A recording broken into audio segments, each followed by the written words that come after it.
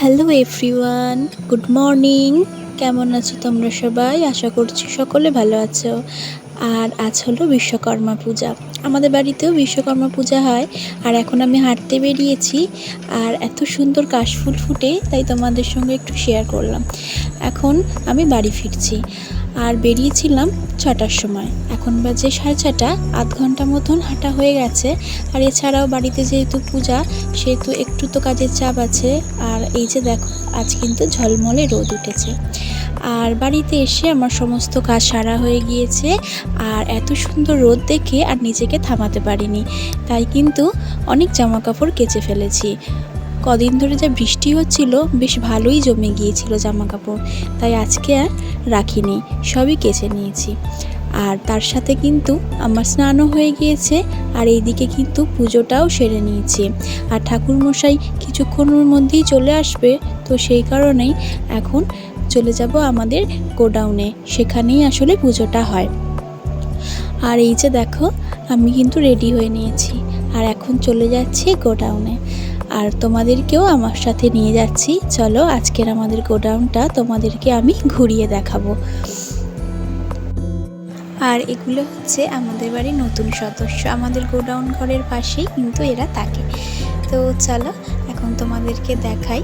আমি কাল রাতেই কিছুটা গুছিয়ে রেখে গিয়েছিলাম, তো সেই কারণে না খুব একটা চাপ আমার ছিল না সকালে। আর এই যে দেখো, আমাদের বাবা বিশ্বকর্মাকে দর্শন করো। আমাদের কিন্তু এরকমই ছোট ঠাকুর হয়। আসলে কি বলতো, আমাদের কিন্তু ঠাকুর ঘরেতেই থাকে, সে কারণে বড় ঠাকুর আমরা রাখতে পারি না। তো গোডাউনে ঠাকুর যেহেতু থাকে না, সেহেতু বড় ওই জন্য আনতে পারি না। ছোট ঠাকুর তো ঘরে রেখেই পুজো করি। আর এই যে হচ্ছে আমাদের গোডাউন ঘর। এখানে আমাদের সমস্ত কিন্তু ব্যবসার মালপত্র থাকে। যে দেখো, এখানেই সমস্ত থাকে। এগুলো কিন্তু দুর্গাপুজোর সময় সবই বেরিয়ে যাবে, ঘর পুরো ফাঁকা হয়ে যাবে। আর বিশ্বকর্মা পুজোর আগেই কিন্তু সমস্ত মাল গোছানো হয়েছে এবং গোডাউন ঘরও পরিষ্কার করা হয়েছে। আর এই যে দেখো, এদিকে আছে বক্স, এখানে কিছু বক্স রয়েছে। এভাবে সমস্ত গুছিয়ে রাখা রয়েছে। আর এরই মাঝখানে ছোট্ট করে একটু পুজোর আয়োজন আমি করেছি।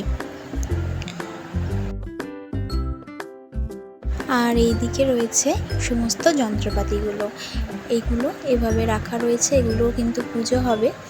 তো চলো, বেশি কথা বলবো না, এখন আর পুজোর আয়োজনটাও করে ফেলি। মোটামুটি অনেক কিছুই গোছাতে হবে। আর রাত্রে এসেছিলাম, এসে কিছু গুছিয়ে রেখে গেছিলাম। তো তোমরা দেখছো যে ঘরটা পাতা আছে। গতকাল রাতেই কিন্তু ঠাকুরমশাই এসে ঘর পেতে রেখে গিয়েছিলেন। উনি বললেন যে তিথি পড়ে গেছে, তো সেই কারণে ঘর পাতা যাবে, সেই কারণে ঘরটা কিন্তু পাতা রয়েছে। আর আমি এখানে কিন্তু পুজোর জোগাড়টা করে রাখলে উনি এসেই কিন্তু পুজোতে বসে যাবে। তো সেই কারণে আমি চটপট করে নিই আর তোমাদের সঙ্গে গল্প করি। আর এই তো তোমাদের সঙ্গে কথা বলতে বলতে কিন্তু সমস্ত জোগাড় করে নিয়েছি। আর আসনটাও পেতে রেখে দিয়েছি ওনার জন্য। আর এইদিকে একটুখানি নৈবেদ্য সাজিয়েছি। সমস্তটাই আমার হয়ে গিয়েছে, বা শুধু ঠাকুর মশাই আসার পালা।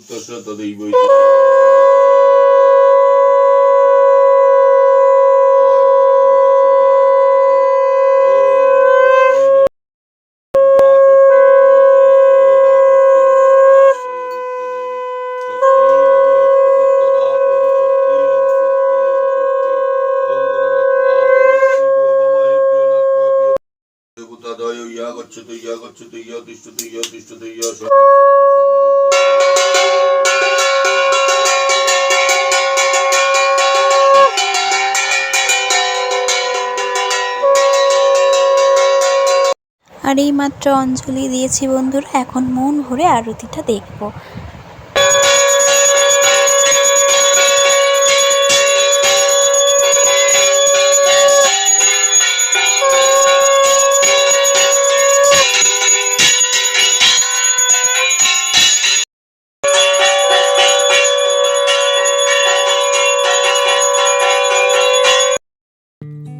আর এই তো বন্ধুরা, পুজোই সবেমাত্র শেষ হলো আর ঠাকুরমশাইও এখন চলে গিয়েছেন। আর এখন সবাইকে প্রসাদ দিয়ে দেব। তো সেই কারণে এখন বাড়িতেই সমস্ত প্রসাদ ধরে নিয়ে যাচ্ছি। গোডাউনে বারবার আসা তো সম্ভব নয়, বাড়িতেও তো কিছু কাজ আছে, ওখান থেকেই সবাইকে দিয়ে দেব। আর এই যে দেখো বন্ধুরা, এখন পান্তাতে সবে জল পড়লো। কাল অনেক রাত পর্যন্ত রান্না করেছি। আর এই যে ভাজাভুজি করেছি কিছু, আর পান্তা করেছি, ডাল চচ্চড়ি করেছি, এই মোটামুটি করেছি। আর একাই কিন্তু কালকে সমস্তটা করেছি। তবে হ্যাঁ, আমার হাজব্যান্ড একটু আমাকে সাহায্য করে দিয়েছিল। সমস্ত কিন্তু কাটা বাছা ধোয়া ও করে রেখেই কিন্তু কাজে গিয়েছিল। আমি শুধু রান্নাটা বসিয়েছি। আসলে সন্ধ্যেবেলা অনেকটাই কাজের চাপ ছিল ঠাকুরের জোগাড় করার জন্য। তো সেই কারণে কাল আমার রান্না বসাতে প্রায় 11:30 বেজে গিয়েছে। আর রান্না শেষ হয়েছে তা প্রায় রাত 2টোর সময়। আর এই যে ছেলেকে এখন পান্তা বেরিয়ে দিয়েছি, আর এখন বাবা মাকেও দিয়ে আসবো। তো সেই কারণে সমস্ত গুছিয়ে নিয়েছি। পুঁইশাক কুমড়ো দিয়ে চচ্চড়ি করেছিলাম, চিংড়ি মাছ দিয়ে, আর ডাল চচ্চড়ি আর ভাজা, আর ইলিশ মাছ ভাজা, এই করেছিলাম। আর এখন নিজেরটা বেড়ে নিয়েছি, খেয়ে নেব। আর সকাল থেকে খাওয়া নেই যেহেতু প্রচণ্ড খিদে পেয়ে গিয়েছে, আর খেয়ে নিচ্ছি।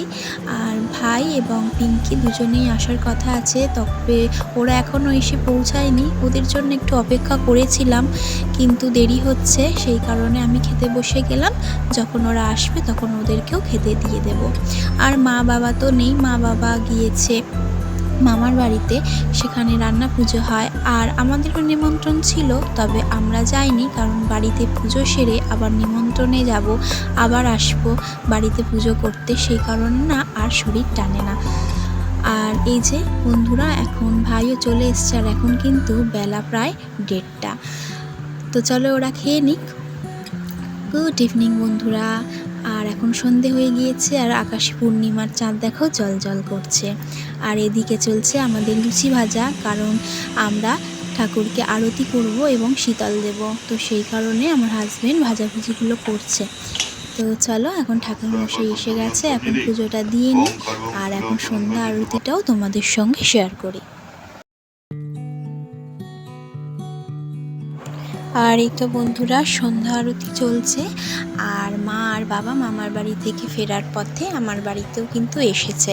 আর মা বাবাকে আমি আসতে বলেছি, আসলে বাড়িতে একটা পুজো হচ্ছে, আর মা বাবা না এলে না আমার মনটা খারাপ লাগে। এই দেখো, এই যে ভাই এসেছে, মা এসেছে, আর এইদিকে আমার বাবাও এসেছে, তোমাদেরকে দেখাচ্ছি। এই যে আমার বাবাও এসেছে, আর ইনি হচ্ছে আমার দিদি শাশুড়ি, আর এটা হচ্ছে পিঙ্কি। আর ওদিকে ছেলে তো কাঁসা বাজাচ্ছে।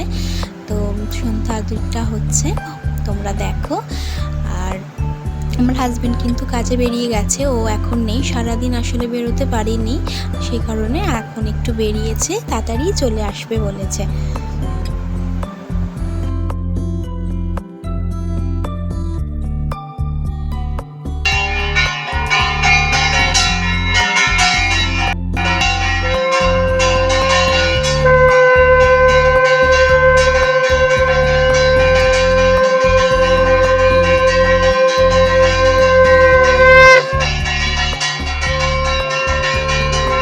তো এই যে বন্ধুরা, এখন হোম হচ্ছে, পুজো প্রায় শেষের দিকেই। বাবা বিশ্বকর্মার কাছে এটাই প্রার্থনা করেছি যে আমি কিন্তু যতটুকু করেছি খুব নিষ্ঠা ভরে, উনি যেন এতেই সন্তুষ্ট হয় আর আমার পরিবারকে ভালো রাখে।